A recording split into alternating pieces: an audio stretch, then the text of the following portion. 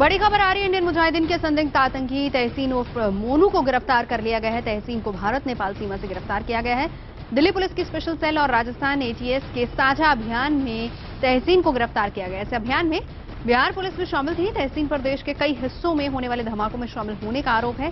2 दिन पहले गिरफ्तार संदिग्ध आतंकी वकास से पूछताछ के बाद तहसीन को गिरफ्तार किया गया। कहा यह जा रहा है कि वो फर्जी पासपोर्ट हासिल करने की ताक में था। पुलिस के मुताबिक तहसीन राजस्थान में गाइड के रूप में काम कर रहा था।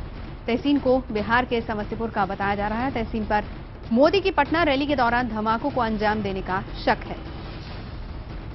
निशांत हमारे संवाददाता इस वक्त हमारे साथ जुड़ गए। निशांत, आपसे जानना चाहेंगे, वकास की गिरफ्तारी हुई और उसके बाद जो चेन जिसकी बात कही जा रही थी कि ये नेटवर्क छोटा नहीं है, बहुत बड़ा नेटवर्क हो सकता है जो कि आने वाले दिनों में चुनावों में भी गड़बड़ियां फैला सकते हैं, क्या उसी के तहत ये गिरफ्तारी मानी जाए और कितनी बड़ी गिरफ्तारी है ये? बिल्कुल अमजद, देखिए ये गिरफ्तारी अगर बात करें तो बहुत बड़ी कामयाबी मिली है दिल्ली स्पेशल सेल को, जो इस पूरे ऑपरेशन को लीड कर रही थी। तहसीन उर्फ मोनू यासीन भटकल के बाद इंडियन मुजाहिदीन की जो पूरी टीम है उसको नेतृत्व दे रहा था, लगातार काम कर रहा था और कई धमाकों में सीधे तौर पर शामिल रहा है।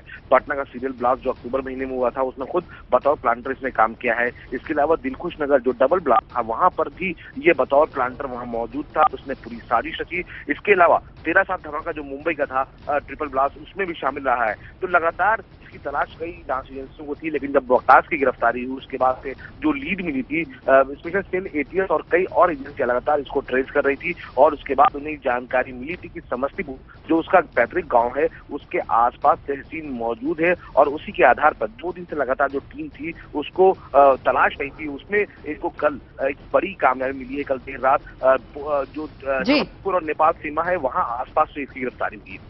वकास को गिरफ्तार किया गया, अब तहसीन को, यानी वकास से लीड मिली तो तहसीन की गिरफ्तारी हुई। इसके बाद क्या बाकियों की गिरफ्तारी भी संभव है, क्योंकि पूछताछ के बाद ही लीड ले रही है पुलिस?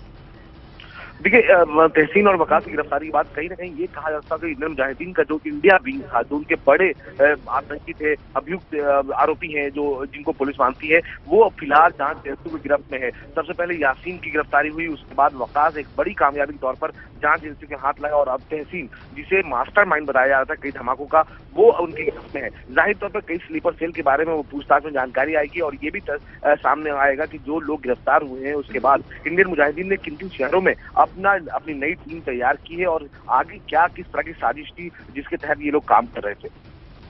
जी शुक्रिया, बहुत नजर बना रखिए। नेपाल बॉर्डर से गिरफ्तारी ये हुई है, तहसीन की गिरफ्तारी हुई है, आईएम का संदिग्ध आतंकी तहसीन। और आपको बता दें कि वकास की गिरफ्तारी हुई थी 2 दिन पहले और उसी के बाद वहीं से लीड लेकर पुलिस ने तहसीन को गिरफ्तार किया है।